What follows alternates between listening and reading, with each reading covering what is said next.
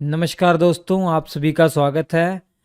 प्राचीन भारत का इतिहास का लेक्चर नंबर 16 ये होने वाला है, जो आरआरबी एनटीपीसी परीक्षा को मद्देनज़र रखते हुए हम पढ़ रहे हैं। आज हम पढ़ेंगे चालुक्य वंश।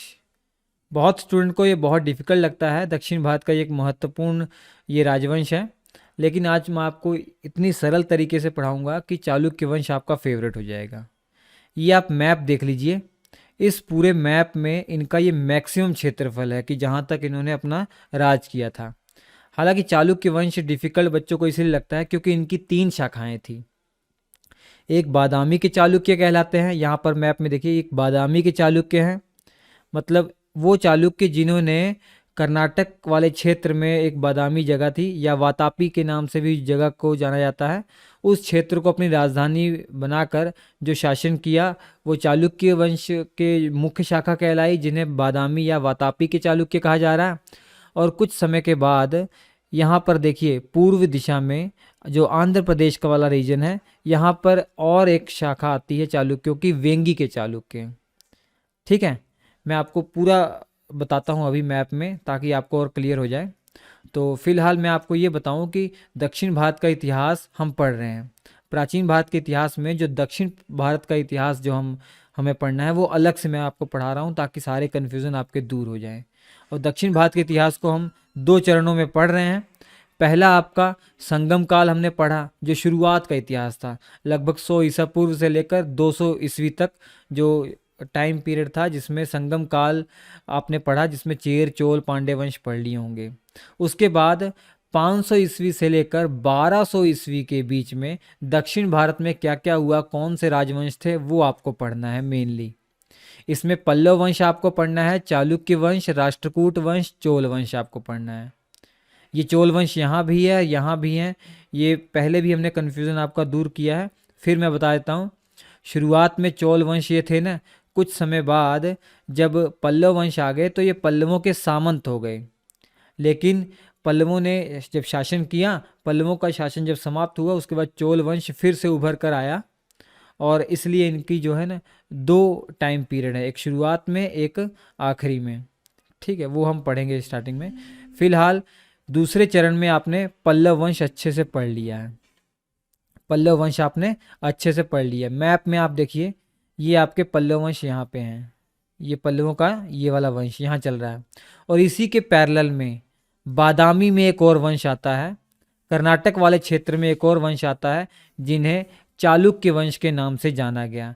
इन्हें बादामी के चालुक्य कहा गया या वातापी के चालुक्य कहा गया। जब बादामी में इनका चालुक्य वंश चल रहा था और एक राजा आते हैं पुलकेशन द्वितीय,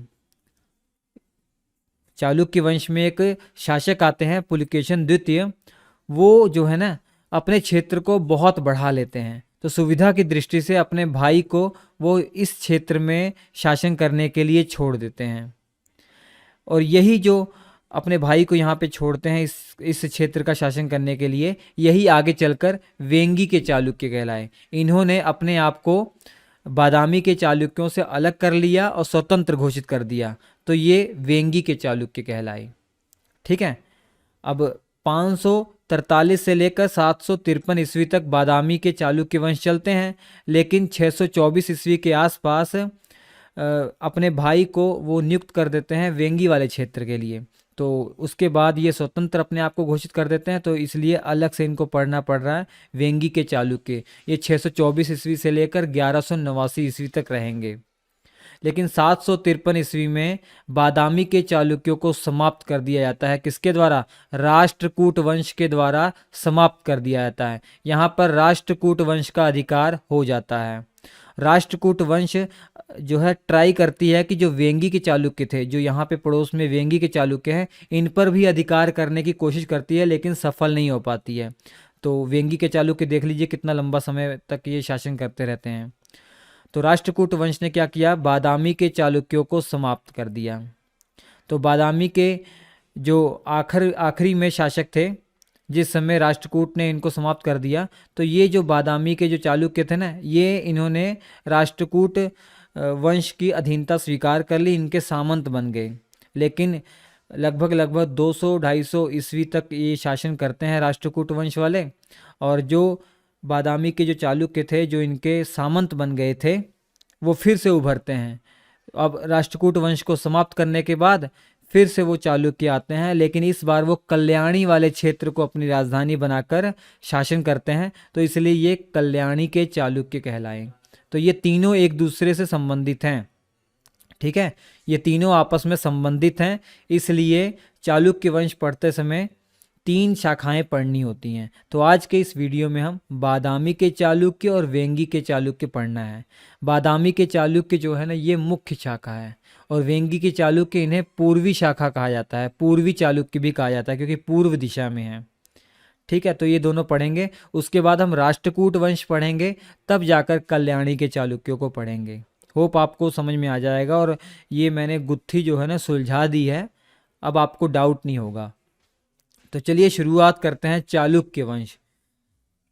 तो दिमाग में रखिएगा कौन सा चालुक्य वंश पढ़ रहे हैं आप, बादामी के चालुक्य, ठीक है, बादामी या वातापी के चालुक्य। ये क्षेत्र कर्नाटक क्षेत्र में पड़ता है, कर्नाटक के बीजापुर वाला जो क्षेत्र है आज ना, उसी के अंदर ये क्षेत्र पड़ता है, उसी को इन्होंने अपनी राजधानी बनाकर यहाँ शासन किया, ठीक है। तो इतने शासकों के बारे में आपको पढ़ना है, इतने शासकों के बारे में आपको पढ़ना है। शुरुआत करने से पहले मैं आपको मैप में सब समझा देना चाह रहा हूँ कि जिस समय ये बादामी के चालुक्य शासन शुरू करते हैं, उस समय दक्षिण में क्या हो रहा था इनके, और इनके उत्तर में क्या हो रहा था, आपके दिमाग में तो होना चाहिए ना। इनके उत्तर में देखिए वर्धन वंश चल रहा था, इनके उत्तर में वर्धन वंश, जिसे आप पुष्यभूति वंश के नाम से भी जानते हैं। हर्षवर्धन जो राजा थे वो वर्धन वंश से ही संबंधित थे, ठीक है। तो इनके उत्तर में वर्धन वंश है, और इनके दक्षिण में, इनके जस्ट बगल में ही पल्लव वंश चल रहा था मुख्य तौर पर। और भी अन्य छोटे छोटे वंश थे, लेकिन मुख्य तौर पर आपको ये बता दिया।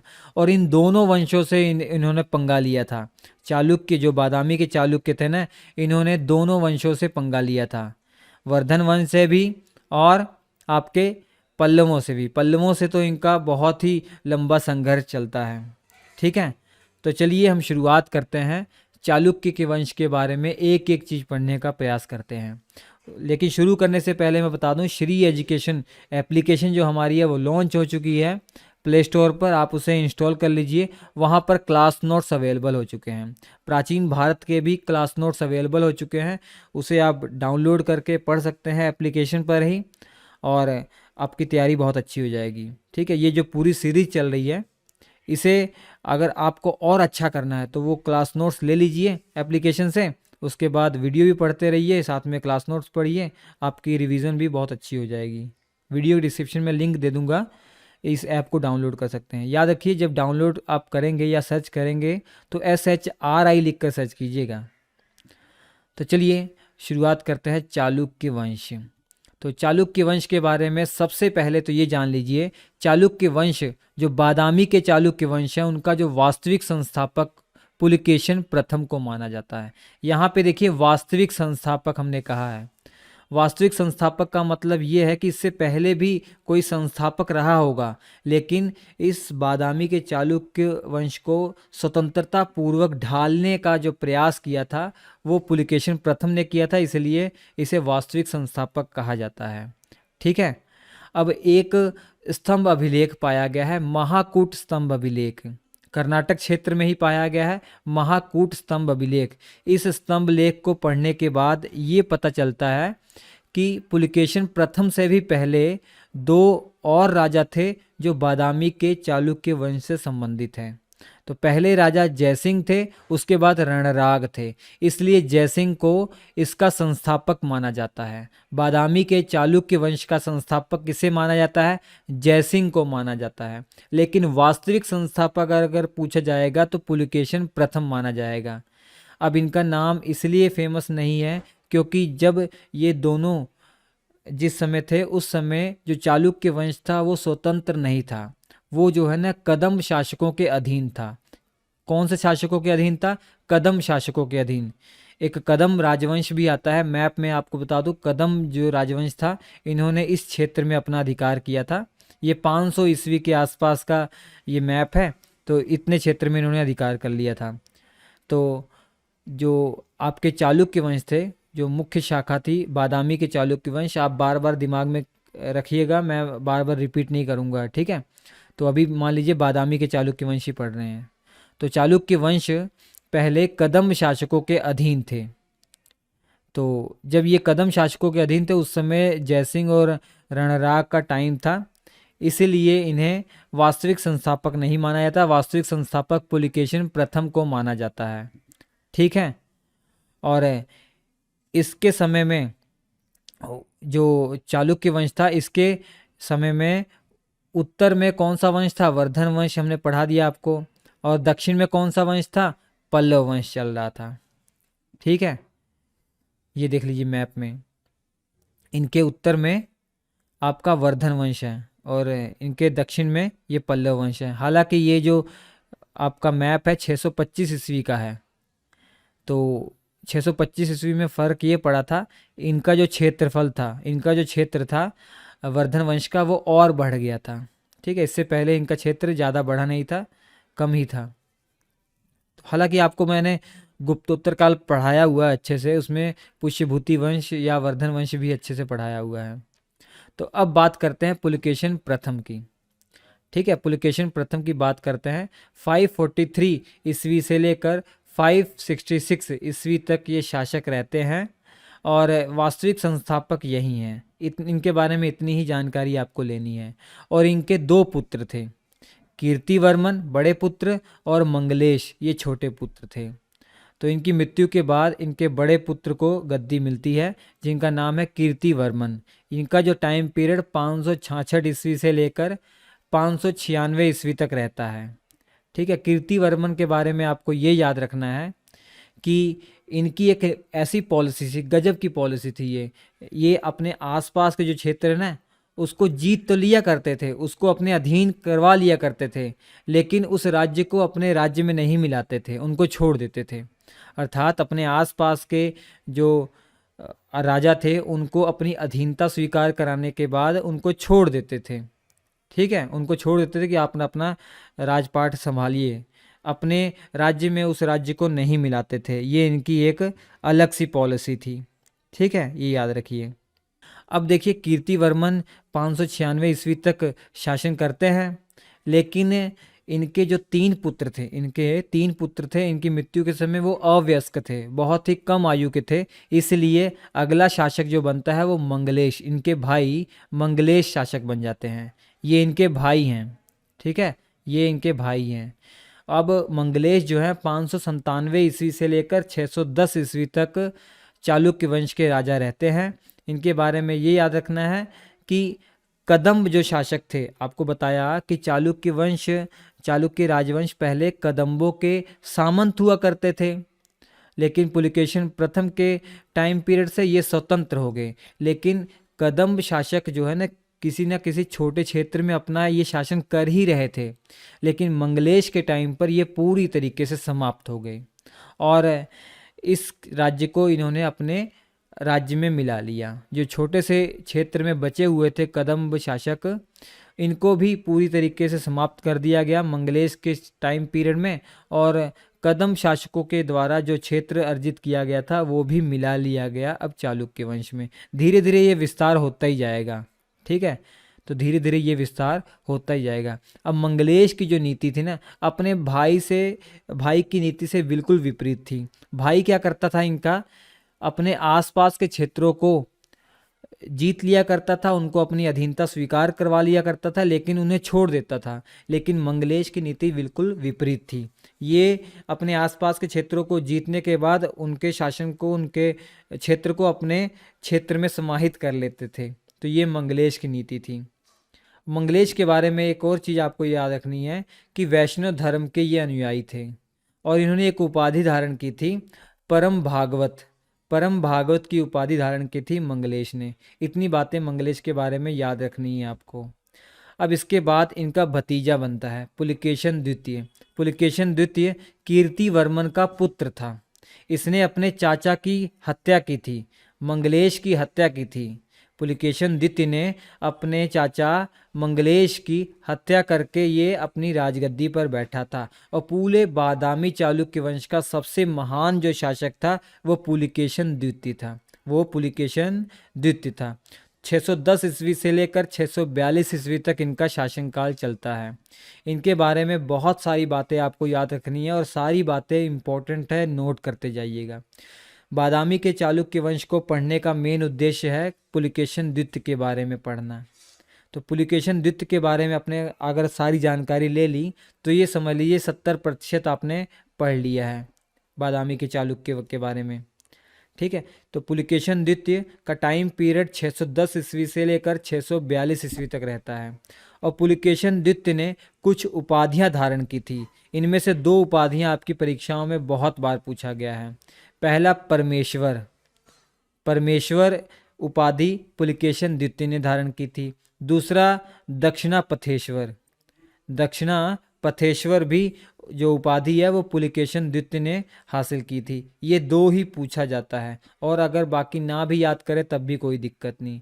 और अगली जो उपाधि है सत्यश्री पृथ्वी वल्लभ महाराज की उपाधि और महाराजा धीराज की उपाधि भी इन्होंने धारण की थी। लेकिन यही 2 याद रख लीजिए, यही आपके लिए काफ़ी है, यही परीक्षा में बार बार पूछा जाता है, परमेश्वर और दक्षिणापथेश्वर। और इसमें परमेश्वर जो है उपाधि है वो सबसे ज़्यादा महत्वपूर्ण है। ठीक है, इसके बाद देखिए ये ऐहोल अभिलेख है। ये ऐहोल अभिलेख कर्नाटक क्षेत्र में ये अभिलेख पाया गया है। इसे पढ़ने के बाद ये जानकारी मिलती है मुख्य रूप से कि जो चालुक्य वंश के पुलिकेशन द्वितीय थे ना, इन्होंने नर्मदा नदी के तट पर हर्षवर्धन को हरा दिया था। ये बहुत बड़ी बात है, बहुत महत्वपूर्ण बात है। ये हमने बहुत पहले भी आपको बताया था जब गुप्तोत्तर काल या हर्षवर्धन के बारे में आप पढ़ रहे थे, वर्धन वंश पढ़ रहे थे, तब आपको बताया था। हर्षवर्धन इतने महान शासक थे, इन्होंने देख लीजिए पूरे उत्तर भारत में लगभग अपना अधिकार कर लिया था। अब इन्होंने अपने सपने को और बढ़ाना चाहा और सोचा कि हम दक्षिण में चलते हैं। लेकिन दक्षिण में जब इन्होंने अपना अभियान आगे किया तो इनका सामना हुआ पुलिकेशन द्वितीय से, और पुलिकेशन द्वितीय ने नर्मदा नदी के तट पर हर्षवर्धन को हरा दिया। ये जानकारी हमें ऐहोल अभिलेख से मिलती है। ऐहोल अभिलेख बहुत ही महत्वपूर्ण अभिलेख है। ऐहोल अभिलेख से बहुत सारी जानकारी पुलिकेशन द्वितीय के बारे में हमें मिलती है। ऐहोल अभिलेख जो है ना वो किसने लिखवाया था पता है आपको? पुलिकेशन द्वितीय के एक राजकवि थे जिनका नाम था रवि कीर्ति। नाम क्या था? रवि कीर्ति। ठीक है, रवि कीर्ति इनका नाम था। इनके द्वारा ऐहोल अभिलेख की रचना की गई थी। ये कौन थे रवि कीर्ति? पुलिकेशन द्वितीय के राजकवि थे। इनके राज दरबार में एक कवि थे। इन्हीं के द्वारा ऐहोल अभिलेख, ऐहोल अभिलेख अभी जाएंगे तो कर्नाटक ये राज्य में है, ये अभिलेख पाया गया है।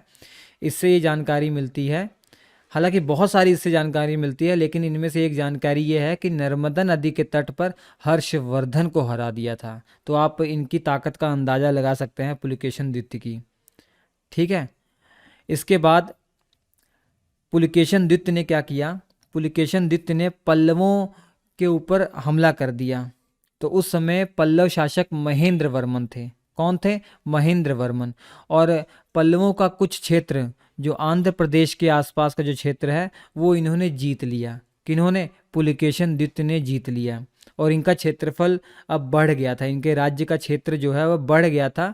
तो सुविधा की दृष्टि से इन्होंने क्या किया? अपने छोटे भाई जिनका नाम विष्णुवर्धन था उसको अपने राज्य का कुछ हिस्सा दे दिया और वहाँ का एक तरीके से शासक घोषित कर दिया। तो ये क्षेत्र जो है वेंगी के आसपास का क्षेत्र है, आंध्र प्रदेश के आसपास का क्षेत्र है। इस क्षेत्र को विष्णुवर्धन को दे दिया जाता है। किसके द्वारा? पुलिकेशन द्वितीय के द्वारा। तो शुरुआत में विष्णुवर्धन जो है ना पुलिकेशन द्वितीय के ही अधीन रहते हैं, अर्थात बादामी के चालुक्य वंश के ही अधीन रहते हैं। लेकिन ज्यों ही पुलिकेशन द्वितीय की मृत्यु हो जाती है उसके बाद जो ये क्षेत्र इनको दिया गया होता है ये आगे चलकर इसे स्वतंत्र घोषित कर देते हैं और ये एक नई शाखा आ जाती है वेंगी के चालुक्य। तो वेंगी के चालुक्य का जन्म देखिए कहाँ पर हो रहा है? अपने भाई विष्णुवर्धन को ये अपने राज्य का कुछ हिस्सा देते हैं। कब देते हैं? 624 ईस्वी में देते हैं। ठीक है, 624 ईस्वी में देते हैं। तो उसके बाद से ये वेंगी के चालुक्य का उदय होता है। तो आपको समझ में आ गया कि वेंगी के चालुक्य आखिर आए कहाँ से। इसके बाद आपको ये भी मालूम पड़ जाएगा कल्याणी के चालुक्य कैसे आए। ठीक है। इसके बाद देखिए, दोबारा से पुलकेशन द्वितीय ने पल्लवों की राजधानी कांची पर आक्रमण कर दिया। इससे पहले किया था तो महेंद्र वर्मन था, तो महेंद्र वर्मन को हरा दिया। लेकिन जब दूसरी बार पुलकेशन द्वितीय ने हमला किया तो इस समय पल्लवों का शासक नरसिंह वर्मन था। ये महेंद्र वर्मन का बेटा था, महेंद्र वर्मन का बेटा था नरसिंह वर्मन। ये बहुत ही बहादुर था, ये बहुत ही बहादुर था। और इस बार इसने क्या किया, नरसिंह वर्मन ने पुलकेशन द्वितीय की हत्या कर दी, पुलकेशन द्वितीय की हत्या कर दी। 642 ईस्वी की घटना मैं बता रहा हूँ। 642 ईस्वी में पुलकेशन द्वितीय की हत्या कर दी जाती है। किसके द्वारा? नरसिंह वर्मन के द्वारा। ये नरसिंह वर्मन महेंद्र वर्मन का पुत्र था, पल्लव एक शासक था ये। ठीक है, सारी कहानी आपके दिमाग में क्लियर होनी चाहिए। उसके बाद एक और बात आपको याद रखनी है कि इसके मरने से 1 वर्ष पहले अर्थात 641 ईस्वी में एक चीनी यात्री, जो इससे हमने आपको बताया था हेनसांग, ये इसके दरबार में आया था। ये देखिए, ये हेनसांग है जो हर्षवर्धन के टाइम पर भारत में आया था और ये दक्षिण की तरफ घूमता हुआ आया और 641 ईस्वी में ये जो है ना आपके पुलकेशन द्वितीय के दरबार में पहुंचा था। कौन? ह्वेनसांग। ये बात आप याद रखेंगे। इसके अलावा पुलकेशन द्वितीय के बारे में एक चीज़ और आप याद रखिए कि अजंता की एक गुफा से ये मालूम पड़ा है, वहाँ पर एक चित्र पाया गया है जिसमें पुलकेशन द्वितीय जो है ना एक ईरानी दूत का स्वागत कर रहे हैं। ये देखिए, ये उस गुफा में चित्र बना हुआ है। ये ओरिजिनल चित्र ये है, ये ओरिजिनल चित्र ये है। अब इस चित्र में कुछ स्पष्ट दिखाई नहीं दे रहा है, ये थोड़ा डैमेज हो गया है, लेकिन इसी की कल्पना करके ये बनाया गया चित्र। इधर राइट साइड में जो चित्र है ना, ये कल्पना करके बनाया गया। इसमें जो पुलकेशन द्वितीय हैं, एक राजदूत जो ईरानी राजदूत था या कहा जाए फारसी राजदूत था, उसका स्वागत कर रहे हैं। ठीक है। इसका नाम हालांकि नहीं पूछा जाता, आपकी नॉलेज के लिए बता दूं, तबारी नाम था। इस दूत का नाम क्या था? तबारी दूत, तबारी नाम था इसका। उसका स्वागत करते हुए दिखाया गया है। इतनी बातें आप नोट कर लीजिएगा, ये सब महत्वपूर्ण जानकारी है। तो पुलकेशन द्वितीय के बारे में ये सब आपको याद होना चाहिए, बहुत ही महत्वपूर्ण है। ठीक है। अब जो ही मृत्यु हो जाती है पुलकेशन द्वितीय की, उसके बाद जो वेंगी के चालुक्य थे, वेंगी के जो चालुक्य थे, ये अपने आप को स्वतंत्र घोषित कर देते हैं, ये अपने आप को स्वतंत्र घोषित कर देते हैं। और पुलकेशन द्वितीय के बाद विक्रमादित्य प्रथम आते हैं। हालांकि जब पुलकेशन द्वितीय की मृत्यु हो जाती है ना, तो बादामी के जो चालुक्य वंश था, इनकी राजगद्दी 13 वर्षों तक खतरे में रहती है। इनकी राजगद्दी जो है ना 13 वर्षों तक इनका कोई इतिहास हमें सही से मालूम नहीं पड़ पाया। विद्वानों को 642 ईस्वी से लेकर 655 ईस्वी तक इनका इतिहास जानने में बहुत ही कठिनाई हुई। अलग अलग विद्वानों के अलग अलग मत हैं। अलग अलग विद्वान के अलग अलग मत का मतलब क्या है? कई विद्वान ये कहते हैं कि पल्लवों के कारण जो है ये मतलब स्वतंत्र नहीं रह पाए। कई विद्वान ये कहते हैं कि इनके घर में ही आपस में जो मंगलेश वंश के जो बच्चे थे, वो आपस में लड़ाई झगड़ा हो रहा था, तो गृह युद्ध की स्थिति थी, तो कोई उत्तराधिकार नहीं मिल पाया।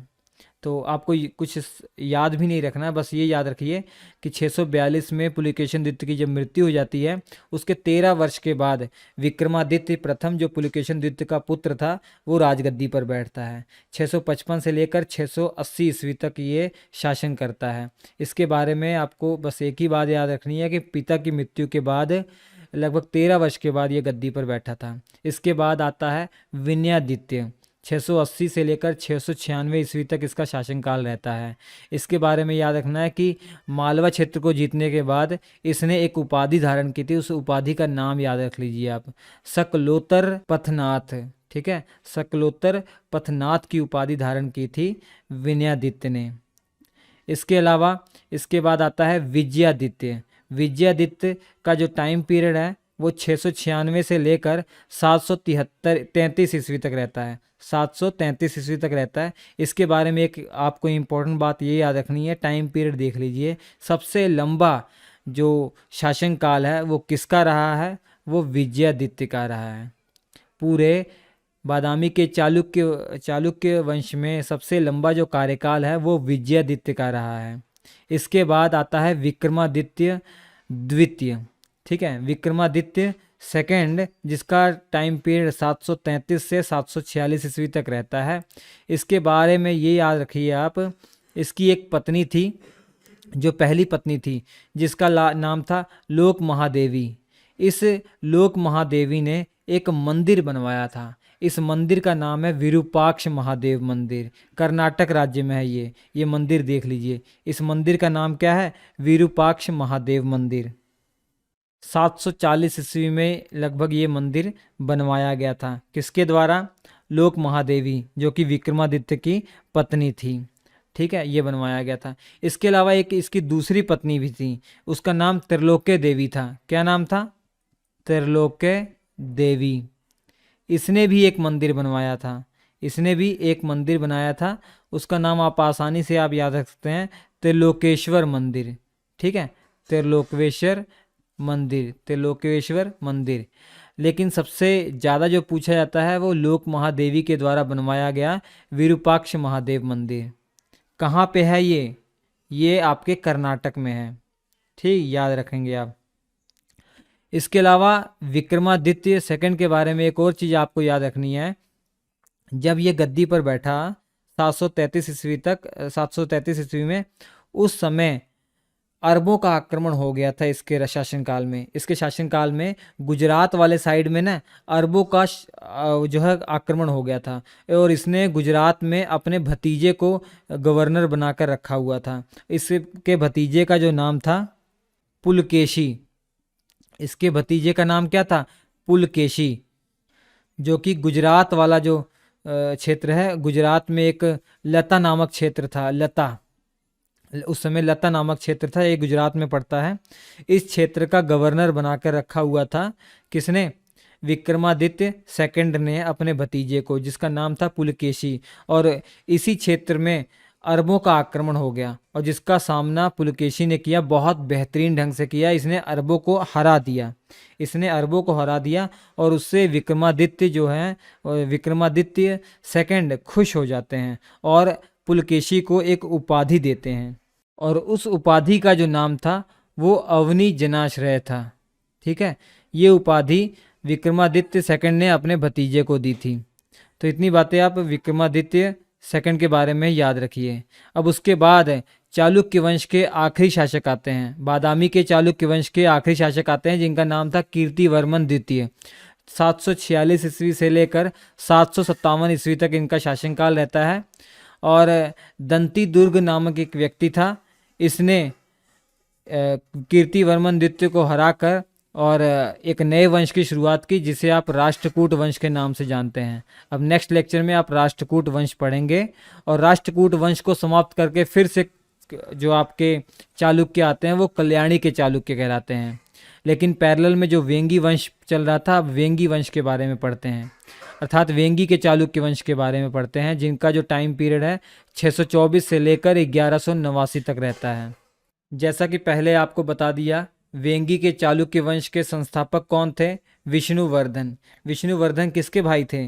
पुलकेशन द्वितीय के भाई थे। ये सारी कहानी आपको मालूम पड़ गया। ठीक है, हालांकि वेंगी के चालुक्य वंश के बारे में ज़्यादा बातें आपसे पूछी नहीं जाती हैं। संस्थापक कौन थे ये याद रख लीजिए, लेकिन मैं आपको कुछ महत्वपूर्ण बातें जो बता देता हूँ, अगर आप याद करना चाहें याद कर सकते हैं।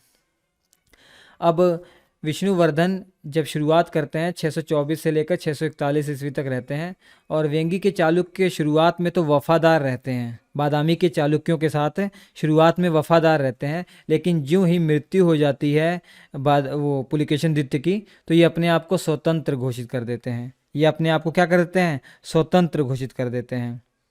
तो एक नई शाखा आ जाती है वेंगी के चालुक्य। ठीक है, अब विष्णुवर्धन के बाद जो शासक आते हैं वो जयसिंह प्रथम आते हैं। कौन आते हैं? जयसिंह प्रथम। 641 ईस्वी से लेकर 673 ईस्वी तक ये शासन करते हैं, और इनकी मृत्यु के बाद इनका जो उत्तराधिकारी बनता है, भाई इनका बनता है मात्र 7 दिनों के लिए। मात्र 7 दिनों के लिए इनका भाई राजगद्दी पर बैठता है। उसका नाम मैंने नहीं लिखा है, इंद्रवर्मन। ठीक है। इंद्रवर्मन जयसिंह प्रथम का भाई था, जो कि जयसिंह प्रथम के बाद गद्दी पर बैठता है मात्र 7 दिनों के लिए। और उसके बाद गद्दी पर बैठने वाला जयसिंह प्रथम का पुत्र था विष्णुवर्धन द्वितीय, जिसे विष्णुवर्धन द्वितीय के नाम से जाना गया। ठीक है, ये इसका बेटा था। और उसके बाद आता है जयसिंह द्वितीय। ठीक है, विष्णुवर्धन द्वितीय के बाद और भी शासक आए थे, लेकिन उसके बाद जो नाम याद रखना आपको, जयसिंह द्वितीय 706 से लेकर 718 ईस्वी तक इनका शासनकाल रहता है। और इसके बाद आते हैं विष्णुवर्धन तृतीय। विष्णुवर्धन तृतीय का जो टाइम पीरियड 719 से लेकर 755 ईस्वी तक रहता है।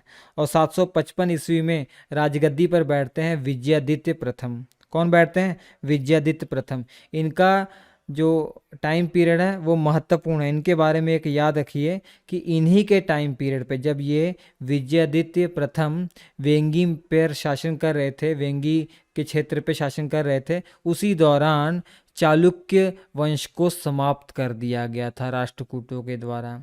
बादामी के चालुक्य को समाप्त कर दिया गया था, किसके द्वारा? राष्ट्रकूटों के द्वारा। क्योंकि बादामी के जो चालुक्य का शासनकाल कब समाप्त हुआ था? 757 ईस्वी में। और इस समय वेंगी के शासक कौन है? विजयादित्य प्रथम।